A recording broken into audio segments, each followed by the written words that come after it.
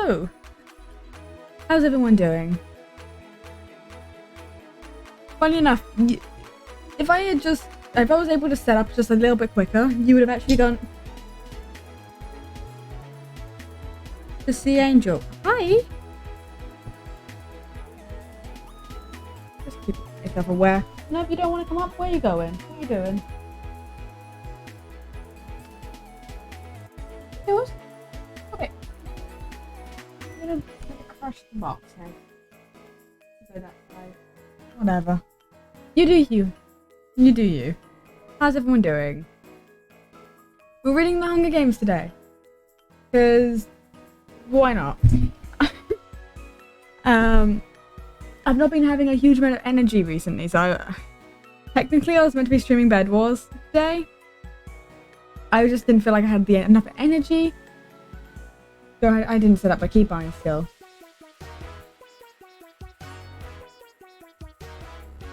I didn't set up my keybind to do scene transitions. But hi! How's everyone doing?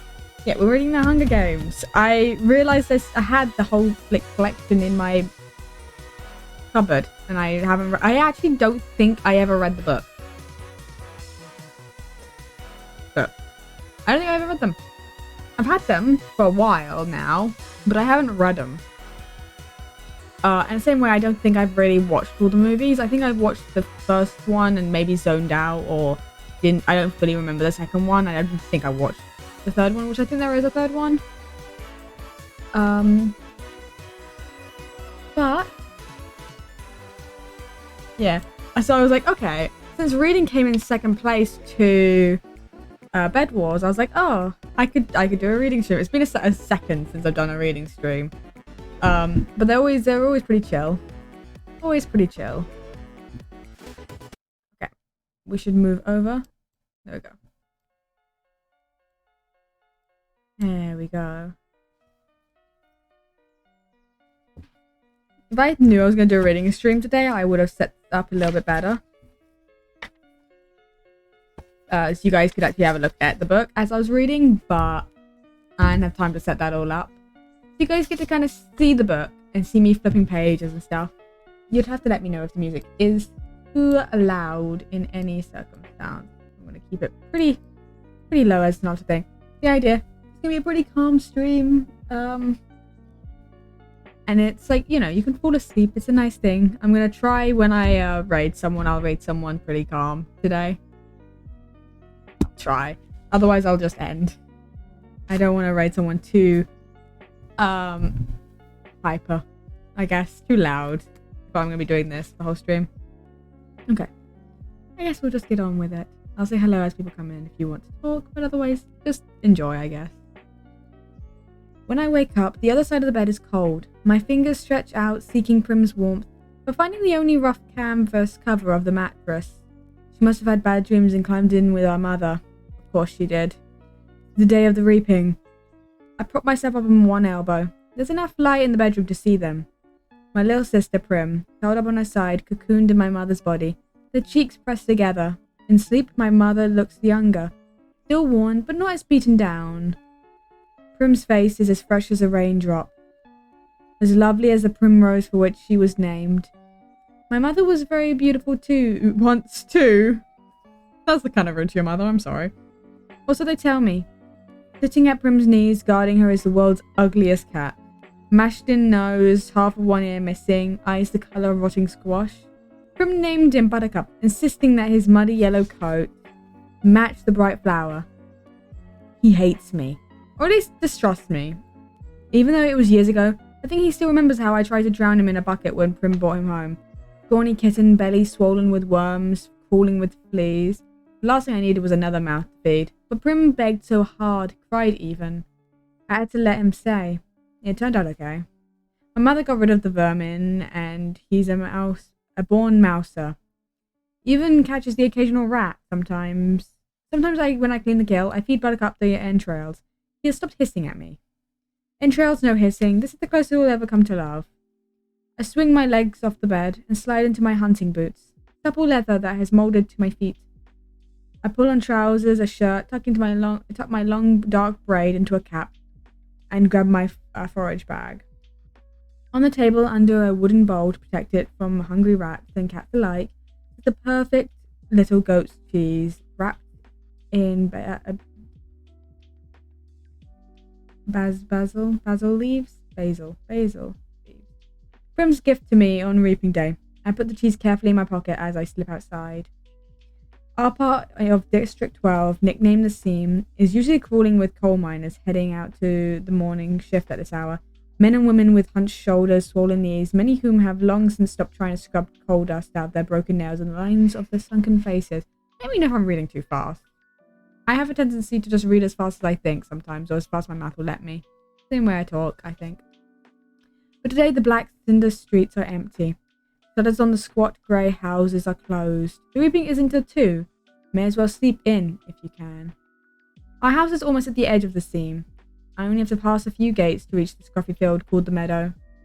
Separating the meadow from the woods, in fact, enclosing all of District 12, is a high chain-link fence topped with barbed wire loops. In theory, it's supposed to be electrified 24 hours a day as a deterrent to the predators that live in the woods. Packs of wild dogs, loner cougars, bears that used to threaten our streets. But since we're lucky to get 2 or 3 hours of electricity in the evening, it's usually safe to touch. Even so, I always take a moment to listen carefully for the hum that means the fence is live. Right now, it's silent as a stone. Concealed by a clump of bushes, I flatten out on my belly and slide under the meter-long stretch that's been loose for years. There are several other weak spots on the fence, but this one is so close to home that I almost always enter the woods here. As soon as I'm in the trees, I retrieve a bow and a sheath of arrows, I guess, from a hollow log. Electrified or not, the fence is being successful at keeping the flesh eaters out of District 12. Inside the woods, they roam freely. There are added concerns like venomous snakes, rabid animals, and no real paths to follow. But they're also food if you know how to find it. My father knew, and he taught me some ways before he was blown to bits in a mine explosion. There was nothing left of him to bury. I was 11 then. 5 years later, I still wake up screaming for him to run. Even though trespassing in the woods is illegal and poaching carries the severest of penalties, more people would risk it if they had weapons. But most people are not bold enough to venture out with just a knife.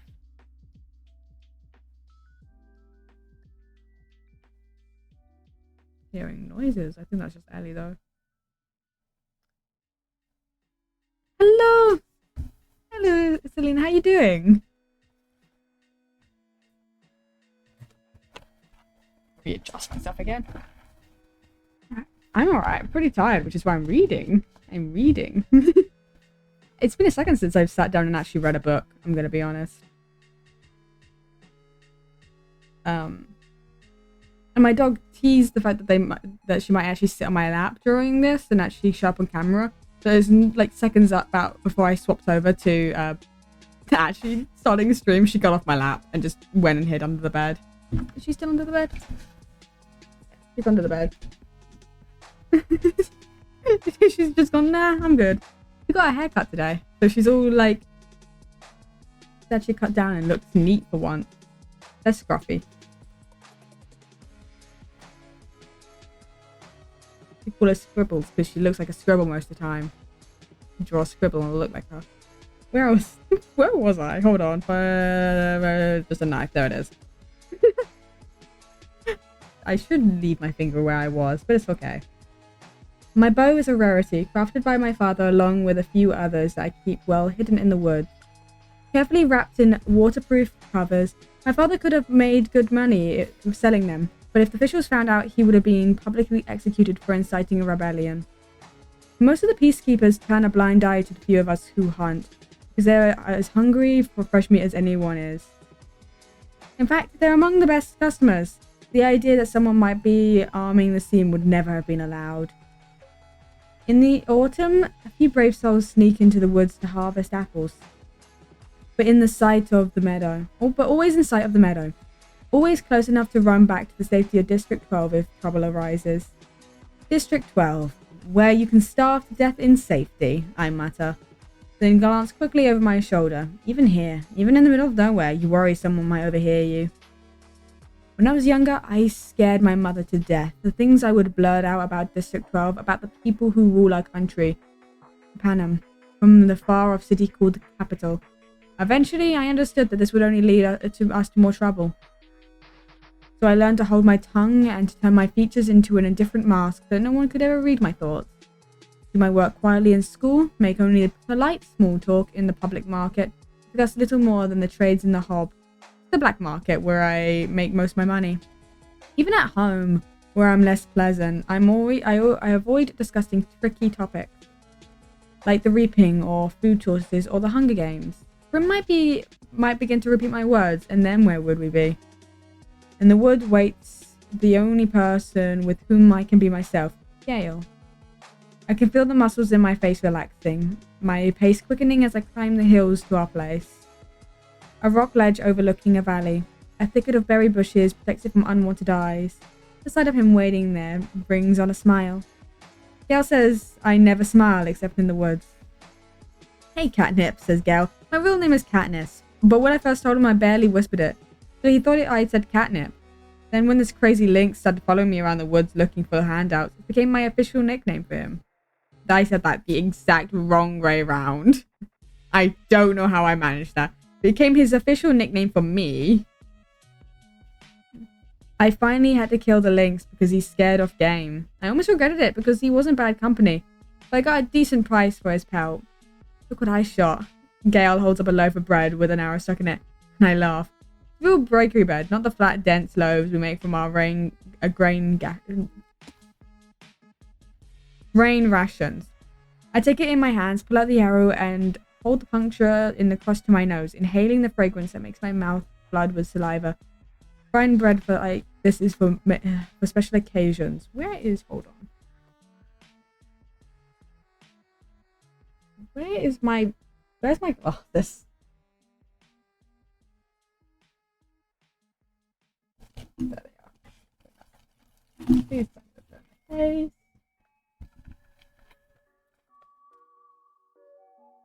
Having a bit of difficulty focusing, so we're going to put my glasses on and see if this works.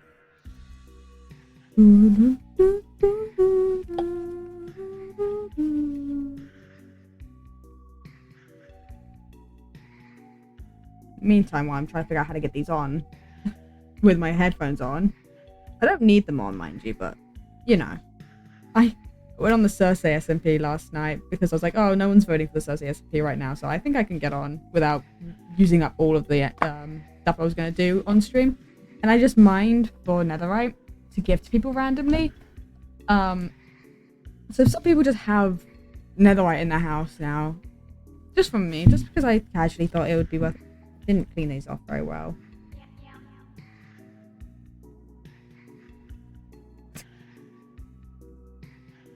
Somehow I made it worse wearing these. Okay, it's fine. I'm gonna keep this close so I can...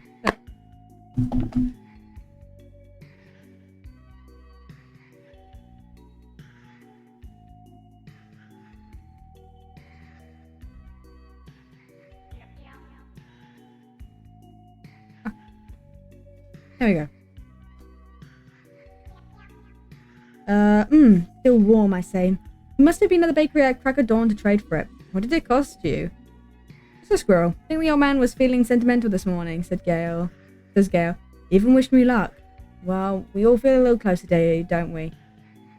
I say, not even bothering to roll my eyes. Grim left us a cheese. I pull it out. His expression brightens at the treat. Thank you, Prim. We'll have a real feast. Suddenly he falls into a capital accent as he mimics Effie Trinket, the manically upbeat woman who arrives once a year to read out the names of the reaping. I almost forgot. The Happy Hunger Games. He plucks a few blackberries from the bushes around us, and may the odds... He tosses a berry in a high arc towards me. I catch it in my mouth and break the delicate skin with my teeth. The sweet tartness explodes across my tongue. Be ever in your favor. I finish with an equal verve. We have to joke about it because the alternative is to be scared out of your wits. Besides, capital accent is so affected. Almost everything sounds funny in it. I watch as Gale pulls out his knife and slices the bread. He could be my brother. Straight black hair, olive skin. We even have the same grey eyes. But we're not related, at least not closely. Most of the families who work in the mines resemble one another this way. That's why my mother and Prim, with their light hair and blue eyes, always look out of place. They are. My mother's parents were part of the small merchant class that caters to the officials, peacekeepers, and the occasional seam customer. They ran an apothecary shop in the nicer part of District 12. Since almost no one can afford doctors, apothecaries are our healers. My father got to know my mother because on his hunt, he would sometimes collect medicinal herbs and sell them to her shop to be brewed into remedies. He must have really loved him to leave her home for the seam. I try to remember when all I can see is a woman who sat by, blank and unreachable, while her children turned to skin and bones. I try to forgive her, for my father's sake, but to be honest, I'm not the forgiving type. Gale spreads the bread slices with the soft goat's cheese, carefully placing a basil leaf on. I don't think either way of that is how you pronounce it, but it's okay. While I strip the bushes of their berries. We settle back into a nook in the rock. From this place we are invisible. I have a clear view of the valley, which is teeming with summer life. Grains to gather, roots to dig, fish to iridescent in the sunlight. I don't think that's right, but it's okay. The day is glorious, with a blue sky and soft breeze. The food's wonderful, with the cheese seeping into the warm bread and the berries bursting in our mouths. Everything would be perfect. This really was a holiday. If all the day off meant was roaming the mountains with Gale, hunting for tonight's supper. But instead we have to be standing in the square at 2 o'clock waiting for the names to be called out. We could do it, you know. Gale says quietly. What? I ask. Leave the district, run off, live in the woods, you and I. We could make it, says Gale. I don't know how to respond. The idea is so preposterous. If we didn't have so many kids, he adds quickly. They're not our kids, of course. But they might as well be. Gale's 2 little brothers and a sister, Prim. And you may as well throw in our mothers too, because how would they live without us?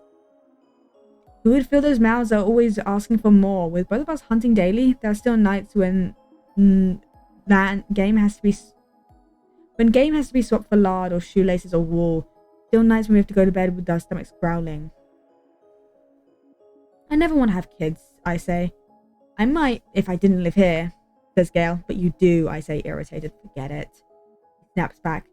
The conversation feels so wrong. Leave. How could I ever leave Prim, who's the only person in this world I'm certain I love? And Gale is devoted to his family. We can't leave. So why bother talking about it? And even if we did, where did this stuff about having kids come from? There's never been anything romantic between Gale and me. And when we met, I was a skinny 12-year-old. And although he was only 2 years older than me, he already looked like a man. It took a long time for us to even become friends. Stop haggling over every trade and begin helping each other out. Besides, he wants kids. I won't have any trouble finding a wife. He's good looking. He's strong enough to handle the work in the mines. He can hunt. You can tell by the way the girls whisper about him when he walks by in school that they want him. Makes me jealous, but not for the reason people would think. Good hunting partners are hard to find. Fair enough. What do you want to do? I ask. We can hunt, fish or gather. Let's fish at the lake. We can leave our poles and gather in the woods. There's something nice for tonight. After the reaping, everyone is supposed to celebrate, and a lot of people do, out of relief that their children have been spared for another year. But at least 2 families would pull their shutters, lock the doors, and try to figure out how they will survive the painful weeks to come. We do well. The predators ignore us on a day when easier, tastier prey abounds. By late morning, we have a dozen fish, a bag of greens, and best of all, a large quantity of strawberries. I found the patch a few years ago, but Gale had the idea to string mesh nets around it to keep out the animals. On the way home, we swing by the hop. The black market that operates in the abandoned warehouse that once held coal. When they came up with a more efficient system that transported the coal directly to the mines to the trains, Hop gradually took over the space. Most businesses are closed by this time on reaping day, but the black market's still fairly busy. We easily trade 6 fish for good bread, the other two for salt. Greasy Say, the bony old woman who sells bowls of hot soup from a large kettle, takes half of the greens off her hands in exchange for a couple of chunks of paraffin. I don't think that's correct, but it's close enough. We might do a tad better elsewhere, but we make an effort to keep on good terms with Greasy Say. She's the only one who consistently be counted on to buy a wild dog. We don't hunt them on purpose, but if you're attacked and you take out a dog or two, well, meat is meat. Once it's in the soup, I'll call it beef. Greasy Say was a wink. No one in the scene would turn up then knows. A good leg of wild dog. The PC keepers who come to the hub can afford to be a little choosier. When we finish our business at the market, we go back to the door of the mayor's house to sell half of the strawberries, knowing he has a particular fondness for them and can afford our price. The mayor's daughter, Madge, opens the door. She's in my year at school. Being the mayor's daughter, you'd expect her to be a snob, but she's alright. Just keeps to herself, like me. Since neither of us have a good group of friends, we seem to end up together a lot at school, eating lunch, sitting next to each other at assemblies, partnering for sports activities, not school activities, but I guess. We rarely talk, which suits us both just fine. Today, her drab school outfit has been replaced by an expensive white dress, and her blonde hair is done up with a pink ribbon. Weeping clothes. Pretty dress, says Gale. Madge? Weird name, but okay. Gives him a look, trying to see if it's a genuine compliment or if he's being ironic. It is a pretty dress, but she would never be wearing it ordinarily. She presses her lips together and then smiles. Well, if I end up going to the capital, I want to look nice, don't I? And now it's Gale's turn to be confused. Does she mean it or is she just messing with him? I'm guessing the second.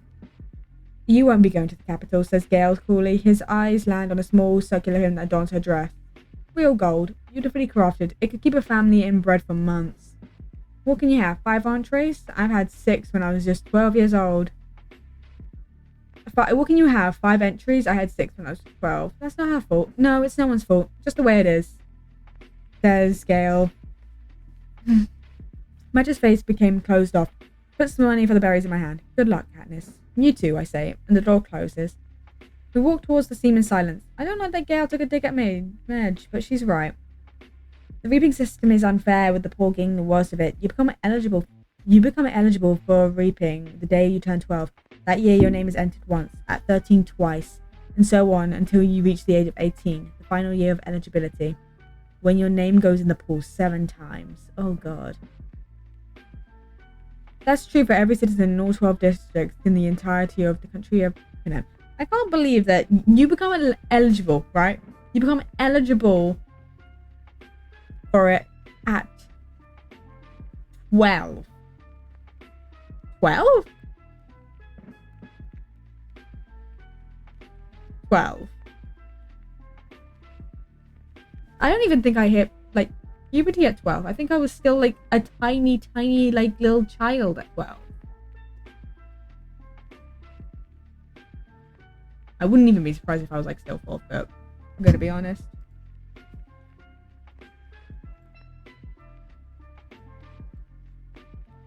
Okay. But here's the catch.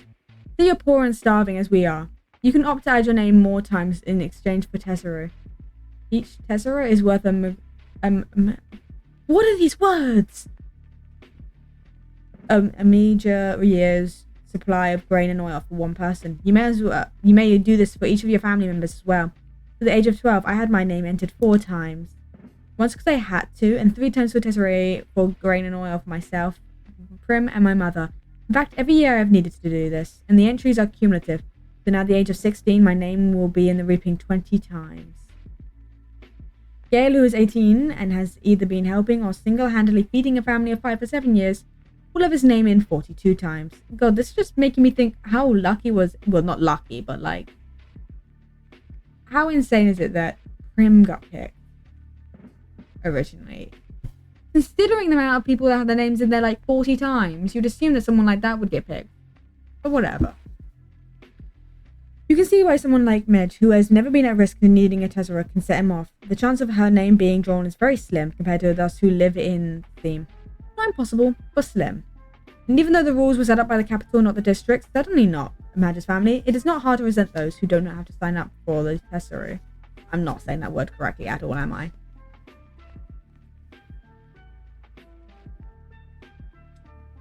I have never felt more like a nerd wearing glasses, reading a book, and sitting in a woolen jumper. Nothing has made me feel more, but it's also very comfy, so I don't know what to say. I feel like I need like a chair specifically for reading in, because this is not a very comfy chair to sit in. Not very. Girls know knows his anger at me just misdirected. On other days, deep in the woods, I've listened to him rant about how the Tesserae are just another tool to cause misery in our district.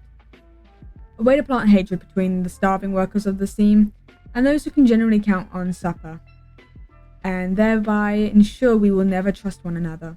It's to the capital's advantage that we have us divided among ourselves. He might say if there was no ears to hear but mine, if it wasn't reaping day, if a girl with a gold pin and no Tesserae had not made what I'm sure she thought was a harmless comment. As you walk, I glance over at Gale's face, still smouldering underneath his stony expression. His rage seems pointless to me. Although I never say so, it's not that I don't agree with him. I do. But what was the good in yelling at the capital in the middle of the woods? It doesn't change anything. It doesn't make things fair. It doesn't fill our stomachs. In fact, it scares off the nearby game. Let him yell though. Better he does it in the woods than in the district. Gale and I divide our spoils, leaving 2 fish, a couple of loaves of good bread, greens, a few handfuls of strawberries, salt, paraffin, and a bit of money for each of us. See you in the square, I say?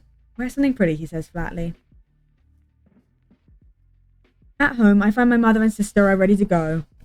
My mother wears a fine dress from her apothecary days. Prim is in my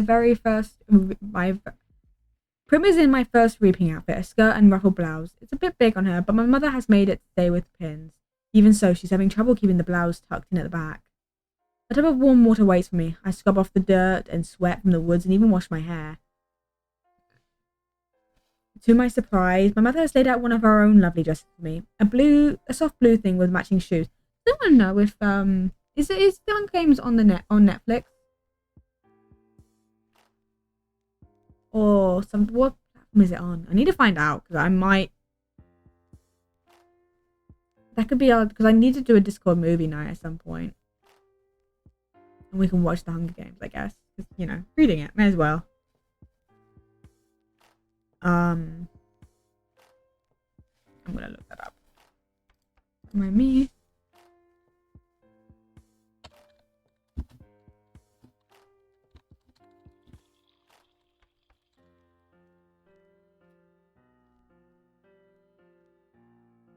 No, okay. It's on Epic or Hulu Plus, apparently. But I could rent it on Amazon. I don't know how much it is, but we could rent it. That could be a thing to do. Okay. Where were we?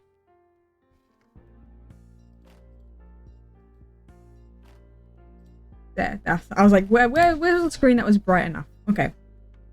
To my surprise, my mother has laid out one of her own lovely dresses for me. A soft blue thing with matching shoes. Are you sure? I ask. I'm trying to get past the rejecting offers of help from her. For a while, I was so angry. I wouldn't allow her to do anything for me. And this is something very special. Clothes from her past are very precious to her. Of course. Let's put your hair up too, she says. I let her towel dry and braid it up on my head. I can hardly recognize myself in the cracked mirror that leans against the wall. You look beautiful, says Prim in a hushed voice. And nothing like myself, I say. I hark up because I know these next few hours will be terrible for her. Her first reaping. It's about as safe as she can get, since she's only entered once. I wouldn't let her take any Tesserae, but she's worried about me. The unthinkable might happen. I protect Prim in every way I can, but I'm powerless against the reaping. The anguish I always feel when she's in pain wells up in my chest and threatens to register on my face. I notice her blouse is pulled out of her skirt in the back again, and I force myself to stay calm. Tuck your rail in, little duck, I say, smoothing the blouse back in place. Prim giggles and gives me a small quack. Quack yourself, I say with a little laugh, the kind only Prim can draw out of me. Come on, let's eat, I say, and plant the quick kiss on top of her head. The fish and greens are already cooking up in a stew, but that would be for supper. We decide to save the strawberries and baked bread for this evening's meal. Make it special, we say. Instead, we drink the milk from Prim's goat lady and eat the rough bread made from the tesserae grain, although no one has much appetite anyway. Oof, okay. At 1 o'clock, we head for the square. Attendance is mandatory unless you are on death's door. This evening, officials will come around and check to see if this is the case. If not, you will be imprisoned. It's too bad, really. They hold the reaping in the square, one of the few places in the District 12 that can be pleasant. The square is surrounded by shops, and on public market days, especially if there's good weather, it can be has a holiday feel to it. But today, despite the bright banners hanging up on the buildings, there's an air of grimness. The camera crews, perched like buzzards on the rooftops, only add to the effect. People file in silently and sign in. The reaping is a good opportunity for the capital to keep tabs on the population as well. 12 to 18-year-olds are herded into roped areas marked off by ages. The oldest in the front, the youngest, like Prim, towards the back. Family members line up around the perimeter, holding tightly to one another's hands. But there are others too, who have no one they love at stake or no longer care, who slip among the crowd, taking bets on the two kids' names will be drawn. Also given on the ages, whether they're Sheem or Merchant, or if they will break down and weep. Most of you dealing with the racketers, but carefully. These same people tend to be informers. Who hasn't broken the law? I could be shot on a daily basis for hunting, but the appetites of those in charge protect me. Not everyone can claim the same. Anyway, Gail and I agree that if we had to choose between dying of hunger and a bullet in the head, a bullet would be much quicker. That is actually true, to be fair. The space gets tighter and more claustrophobic as people arrive. The square is quite large, but not quite enough to hold District 12's population of about 8,000. Ooh, that's actually quite a few people. I don't... for a little area, it's a pretty large amount of people. Latecomers are directed to the adjacent streets where they can watch the event on screens as it's televised live by the state. I find myself standing in a clump of 16s from the scene. We all exchange terse nods and then focus our attention on the temporary stage that's set up before the Justice Building. It holds 3 chairs, a podium, and 2 large glass balls. One for the boys and one for the girls. I stare at the paper clips in the girls' ball. 20 of them have Katniss Everdeen written on them in careful handwriting. 2 of the 3 chairs filled with Major's father, Mayor Undersea, who is a tall balding man, and Effie Trinket, District 12's escort, fresh from the capital with her scary white grin, pinkish hair, and spring green suit. They murmur to each other and then look with concern at the empty seat. Just as the podium strikes 2, that's not the right one. Just as the town clock strikes 2, the mayor steps up to the podium and begins to read. The same story every year. He tells of the history of Panem, the country that rose out of the ashes of the place that was once called North America. He lists the disasters, the droughts, the storms, the fires, the encroaching seas that swallowed up so much of the land, the brutal war for what little sustenance remained. The result was Panem, a shining capital ringed by 13 districts, which brought peace and prophecy to the citizens. I'm not breathing as much as I think I need to be while doing this.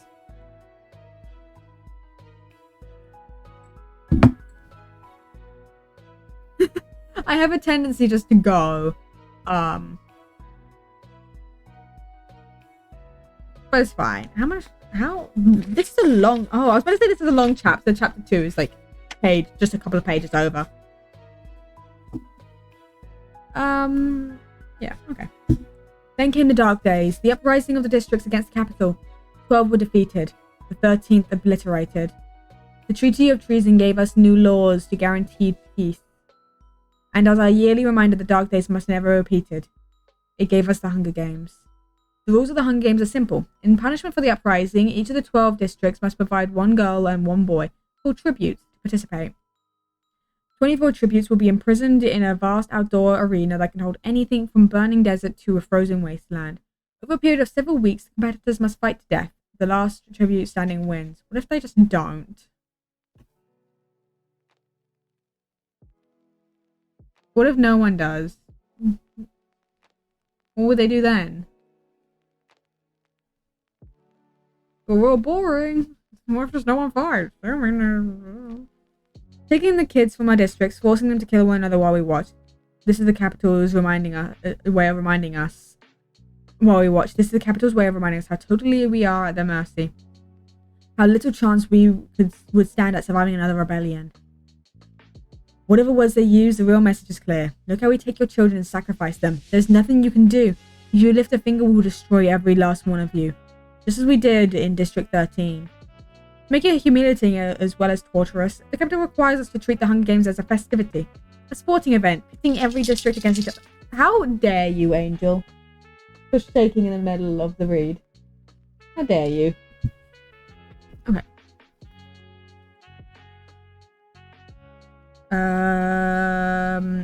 The last Ruby Allies receives a life of ease back home, and their district will be showered with prizes, largely consisting of food.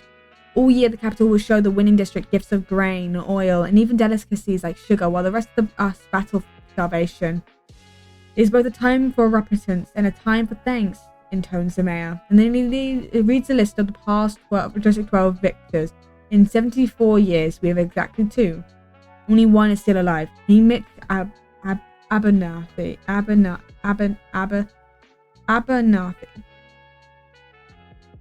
One of those ways has to be right.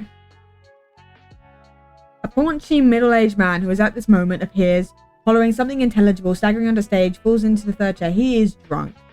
Very. The crowd responds with its token of applause. He's confused and tries to give Effie Trinket a big hug, which she barely manages to fend off. The mayor looks distressed since all this is being televised.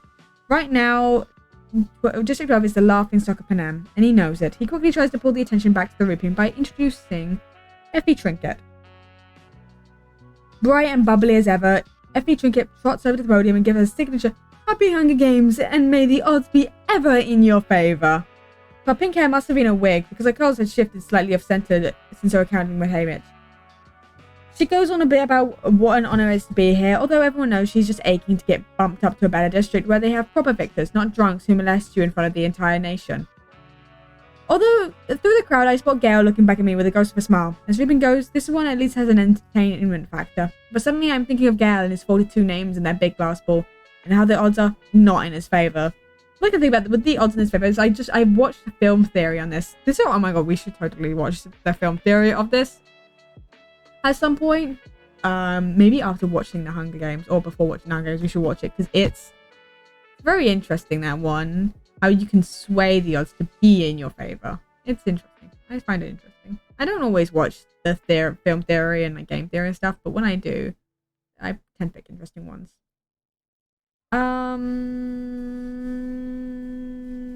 Not compared to a lot of boys, and maybe he's thinking the same thing about me because his face darkens and he turns away. But there are still thousands of slips I wish I could whisper to him. It's time for the drawing. Effie Trinket says, as she always does, "Ladies first," and crosses over to the glass ball with the girls' names. She reaches in, digs her hand around deep in the ball, pulls out a slip of paper. The crowd draws in a collective breath, and then you can hear a pin drop. I'm feeling nauseous, and I'm desperately hoping it's not me. It's not me. That's not me. Effie Trinket crosses back to the podium, smooths out the slip of paper, and reads her name in a clear voice. And it's not me. It's Primrose Everdeen.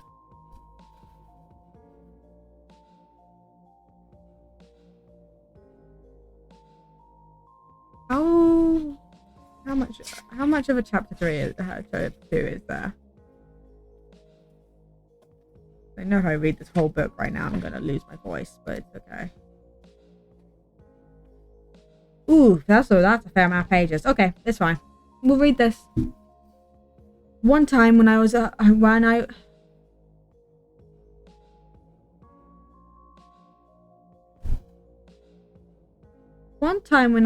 a hide in a tree. That doesn't sound right. That doesn't look right either, which is why I was having a moment with that one. Waiting motionless for game to wander by. I dozed off and fell 3 meters to the ground, landing my back. It was as if the impact had knocked every wisp of air from my lungs, and I lay there struggling to inhale, to exhale, to do anything. That's how I feel now, trying to remember how to breathe, and unable to speak, totally stunned as the name bounces around the inside of my skull. Someone is gripping my arm, a boy from Steam. I think maybe I started to fall and he caught me. There must be some mistake. That can't be happening. Grim was one slip of paper in thousands. The chance of being chosen was so remote that I had not even bothered to worry about her. Hadn't I done everything? taking the Tezzeret, refused to let her do the same. One slip in thousands. The odds had been entirely in her favor. It hadn't mattered. Somewhere far away, I can hear the crowd murmuring her happily, as they always do when a 12-year-old gets chosen. Because no one thinks this is fair. Then I see her, blood drained from her face, hands clenched in her fists, walking with stiff, small steps up to the stage, passing me. And I see the back of her blouse has become untucked and hangs out of her skirt. Is this to you? The untucked blouse forming a ducktail that brings me back to myself. Prim! The strangled clay comes to my throat and my muscles begin to move again. Prim, I don't need to shove through the crowd. The other kids make way immediately, allowing me a straight path to the stage. I reach over as she to mount the steps. With one sweep of my arm, I push her behind me. I volunteer. I gasp. I volunteer as tribute. There is some confusion on the stage. District 12 hasn't had a volunteer in decades, and the protocol has become rusty. The one rule is that once a tribute's name has been pulled, another eligible boy, if a boy's name has been read, or a girl, if a girl's name has been read, can step forward to take his or her place. In some districts in which winning the reaping is such a great honor, people are eager to risk their lives. But the volunteering is complicated. But in District 12, where the word tribute is pretty much synonymous with the word corpse, volunteers are all but extinct. Lovely, says Effie Trinket, but I believe there's a small matter of introducing the reaping winner and then asking for volunteers. And if one does come forth, then she trails off, unsure of herself. What does it matter? Says the mayor. He's looking at me with a pained expression on his face. He doesn't know me really, but there's a faint recognition there. I'm the girl who brings the strawberries, the girl who put it that his daughter might have spoken of on occasion, the girl who 5 years ago stood huddled with her mother and sister as he presented her, the oldest child, with a medal of valor, a medal for her father, vaporized in the mines. Does he remember that? What does it matter? He repeats gruffly. Let her come forward. Prim is screaming hysterically behind me. She's wrapped in her skinny arms around me like a vice. No, Katniss, no, you can't go. Prim, let go. I say harshly, because this is upsetting me and I don't want to cry. When they televise the replay of the reapings tonight, everyone will make note of my tears. I'll be marked as an easy target, a weakling. I will give no one that satisfaction. Let go.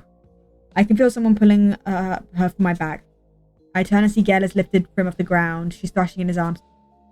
Up you go, Catnip, he says in a voice he's fighting to keep steady. Then he carries Prim off to my mother. I steel myself and climb the steps. Well, bravo, gushes Effie Trinket. That's the spirit of the games. She's pleased to finally have a district with a little action going on it. What's your name? I swallowed hard. Katniss Everdeen. I bet my buttons that was your sister. Don't want her to steal all the glory, do we? Come on, everyone. Let's give a big round of applause for our newest tribute. Trills Effie Trinket. The everlasting credit of the people of the District 12. Not one person claps. Not even the ones holding betting slips. The ones who are usually beyond caring, possibly because they know me from the Hob, or knew my father, or have encountered Prim, whom no one can help loving. So instead of acknowledging applause, I stand there unmoving. They take part in the boldest form of dissent they can manage, silence, which says, we do not agree, we do not condone, all of this is wrong. And then something unexpected happens. Something I don't expect because I don't think District 12 has a place that cares about me. But a shift has occurred. When I step on up, take Prim's place, and now it seems I have become someone precious.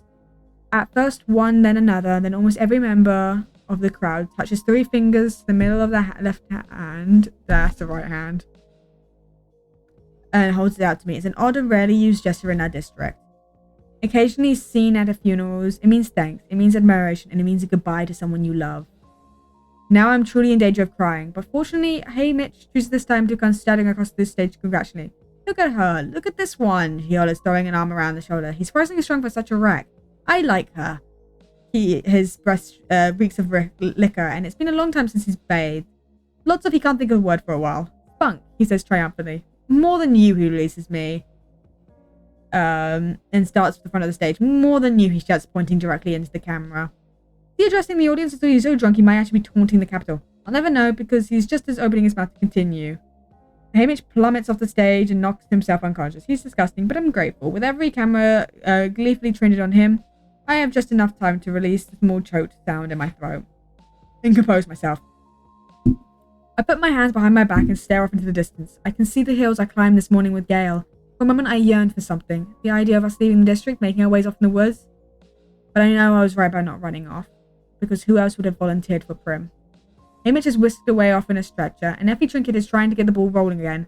What an exciting day, she warbles as she attempts to straighten her wig, which has listed severely to the right. But more excitement to come. Okay.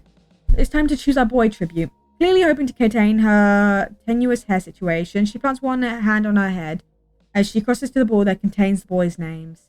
In the first slip she encounters, she zips to the back of the podium. I don't even have time to wish for Gail's safety when she's reading the name. Peter Malark. Peter Malark? Oh no, I think. Not him.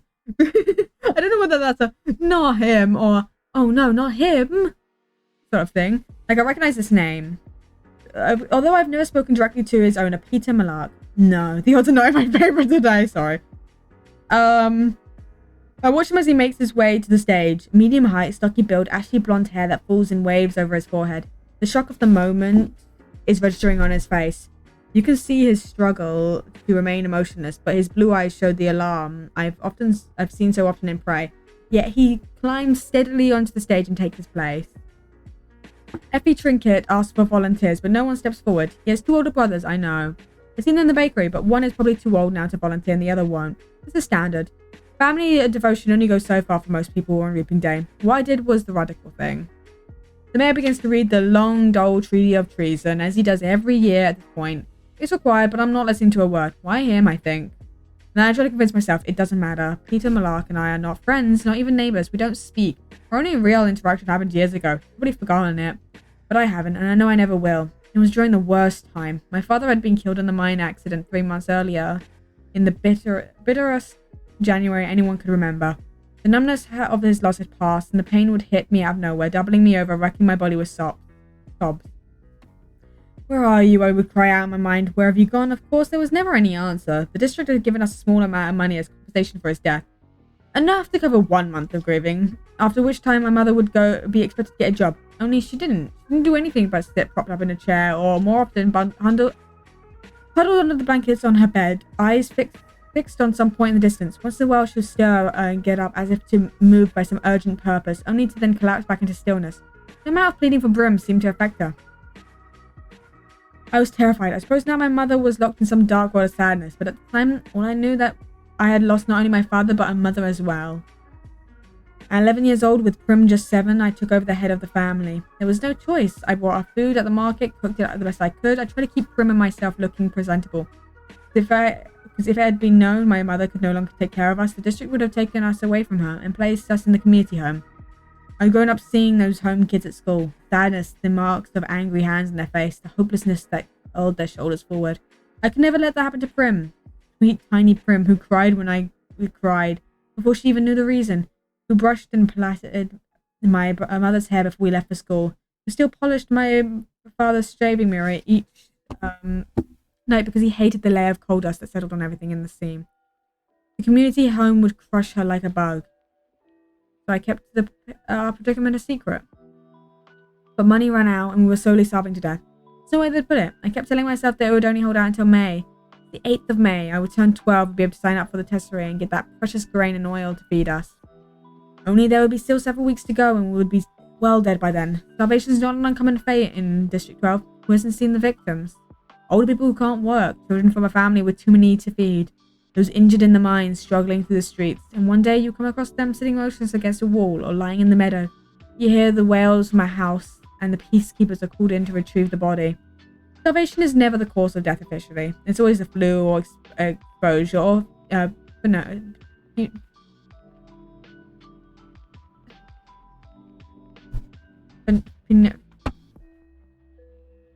I know how this word is said. Leave me alone.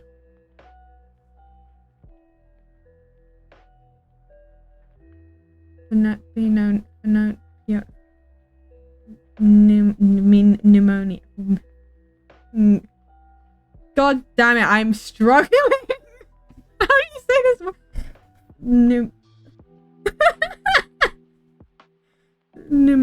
Fucking what is this? I'm gonna look up the pronunciation. Give me a second. This is gonna. I struggle. It's okay. I'm doing so good. Pronunciation.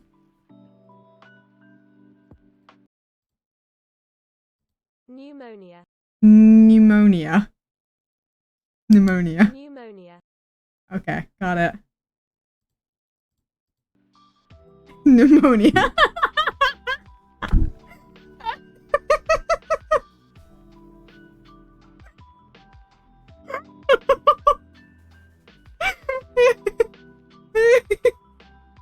I swear I can read.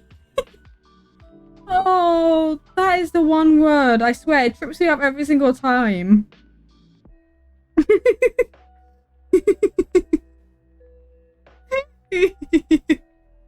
Okay, but that fools no one. On the afternoon of my encounter with Peter Malark, the rain was falling in relentless icy sheets. I'd been into town trying to trade some threadbare old baby clothes or prims in the public market, but there were no takers. Although I had been to the Hob on several occasions with my father, I was too frightened to venture into that rough, gritty place alone. The rain had soaked through my father's hunting jacket, leaving me chilled to the bone. For 3 days we had nothing but boiled water with some old dried mint leaves that we had found in the back of the cupboard. By the time the market closed, I was shaking so hard I dropped my puddle of baby clothes in a muddy puddle. I didn't pick up for fear I would kneel over and be unable to regain my feet. Besides, no one wanted those clothes. I couldn't go home. Because at home was my mother with her dead eyes, my little sister with her hollow cheeks and cracked lips. I couldn't walk into their room with the smoky fire from the damp branches. I scampered at the edge of the woods after the coal had run out, my hands empty of any hope. I found myself stumbling along a muddy lane, and behind the shops that served the wealthiest town people. The merchants live above their businesses, so I was essentially in the back gardens. I remember the outlines of the garden beds, not yet planted for the spring. A goat or two in a pen, one sodden dog tied to a post, hunched, defeated in the muck. All forms of stealing are forbidden in District 12, punishable by death, but it crossed my mind that there might be something in the rubbish bins. And those were fair game. It's a bone at a butcher's, not butcher's. Or rotted vegetables at the grocer's. Something no one but my family was desperate enough to eat. Unfortunately, the bins had just been emptied. When I passed the baker's, the smell of fresh bread was so overwhelming I felt dizzy. The ovens were in the back, and a golden glow spilled out of the open kitchen door. I stood mesmerized by the heat and the luscious scent until the rain interfered, running its icy fingers down my back, forcing me back to life. I lifted the lid to the baker's rubbish bin and found it spotless, heartlessly bare. Suddenly a voice was screaming at me. I looked up to see the baker's wife, telling me to move on, and I want her to call the peacekeepers and how sick she was of having those brats from the steam pouring through our rubbish. The words were ugly and I had no defense. As I carefully replaced the lid and backed away, I noticed him, a boy with blonde hair peering out from behind his mother's back. I'd seen him at school. He was in my year. I didn't know his name. He was stuck with the town kids, so how would I? His mother went back into the bakery grumbling. But he must have been watching me as I made my way back to the pen that held their pig and leaned against the far side of the old apple tree. The realization that I had done nothing to take home had finally sunk in. My knees buckled and I slid down the tree trunk to its roots. It was too much. I was too sick and weak and tired, and oh so tired. Let them call the peacekeepers and take us to the community home, I thought. Oh, better yet, let me die right here in the rain. There was a clatter in the bakery and I heard a woman screaming again and the sound of a blow. I vaguely wondered what was going on. Feet sloshed towards me in the mud. I thought, it's her. She's coming to drive me away with a stick. It wasn't. It was the boy. In his arms he carried 2 large loaves of bread. Bread. They must have fallen into the fire because the crust was scorched black. His mother was yelling, "Feed it to the pig, you stupid creature. Why not? No one decent will buy burned bread." He began to tear off chunks from the burned parts and tossed them into the trough. The front bakery bell rung and the mother disappeared to help a customer. The boy never even crossed my way, but I was watching him. Because of the bread, because of the red wheal that stood out on his cheek. What did she hit him with? My parents never hit us. I couldn't even imagine it. The boy took one look back at the bakery, and as if checking the coast was clear, and then his attention back on the pig. He threw a loaf of bread in my direction. The second quickly followed, and he slushed back into the bakery, closing the kitchen door tightly behind him. I stared at the loaves in disbelief. They were fine, perfect really, except from the burned areas. Did he mean for me to have them? He must have. because they were at my feet. Before anyone could witness what had happened, I shoved the loaves up under my shirt, wrapped the hunting jacket tightly around me, and walked swiftly away. The heat of the bread burned into my skin, but I clutched it tighter, clinging to life. By the time I reached home, the loaves had cooled down somewhat, but the insides were still warm. When I dropped them on the table, Prim's hand reached to tear off a chunk, but I made her sit, forced my mother to join us at the table, and poured warm tea. I scraped off the black stuff and sliced the bread. We ate an entire loaf, slice by slice. It was good, hearty bread, filled with raisins and nuts. I put my clothes to dry at the fire, crawled into bed, and fell into a dreamless sleep. It didn't occur to me until the next morning the boy might have burned the bread on purpose, might have dropped the loaves into the flames, knowing it meant being punished, and then delivered them to me. But I dismissed this. It must have been an accident. Why would he have done it? He didn't even know me. Still, just throwing the bread was an enormous kindness that would have surely resulted in a beating if discovered. I couldn't explain his actions. We ate slices of bread for breakfast and headed to school. It was as spring came overnight. Warm, sweet air, fluffy clouds. At school, I passed the boy in the hall. His cheek had swelled up and his eye had blackened. He was with his friends and didn't acknowledge me in any way. As I collected Prim and started for home that afternoon, I found him staring at me across the schoolyard. Our eyes met only for a second, and then he turned his head away. I dropped my gaze, embarrassed, and that's when I saw it, the first dandelion of the year. A bell went off in my head. I thought the hours spent in the woods with my father, and I knew how we were going to survive. To this day, I can never shake the connection between this boy, Peter Malark, and the bread that gave me hope. And the dandelion that reminded me that I was not doomed. And more than once, I have turned into the school hallway and caught his eye trained on me, only to quickly flit away. I feel like that I owe him something, and I hate owing people. Maybe if I had thanked him at some point, I'd be feeling less conflicted now. I thought about it a couple of times. The opportunity never seemed to present itself, and now it never will, because we're going to be thrown into an arena to fight to death.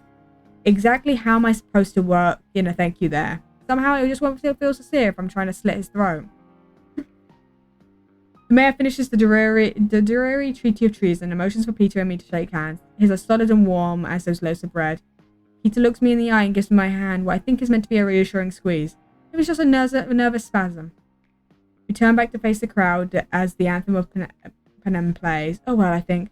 There'll be 24 of us. Odds are someone else will kill him before I do. Of course, the odds have never been very dependable of late. That is chapter 2. That's like, oh, that's section 2. I guess in their chapters. Chapter 2 done. You really get a feeling of how much quicker it is to watch a movie than read a book when you have to, because it's taken me an hour and I've only just gotten to the point in which they're getting on the train, I think. Or whatever. Well, the reaping's done. Woo! Okay. That's an hour and my voice is starting to like tell me off as, chatting for so long. I don't normally chat this long. Okay. Do I have anyone that is gonna have a similar vibe to this? Just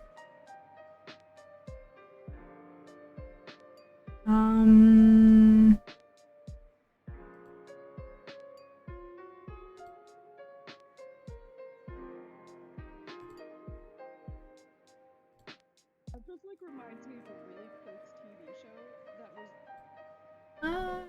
We can raid Altair.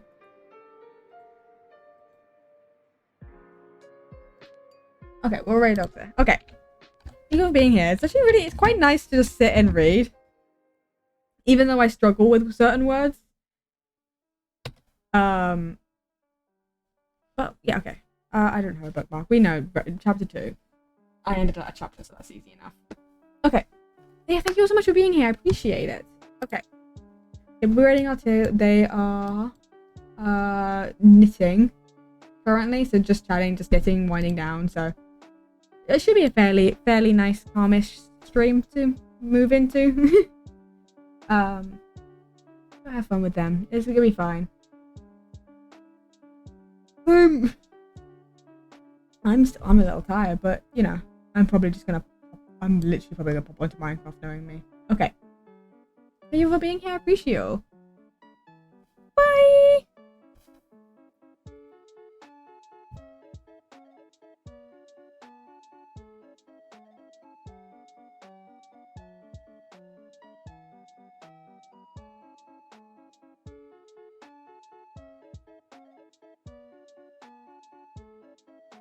thank you to the VOD viewers for being here.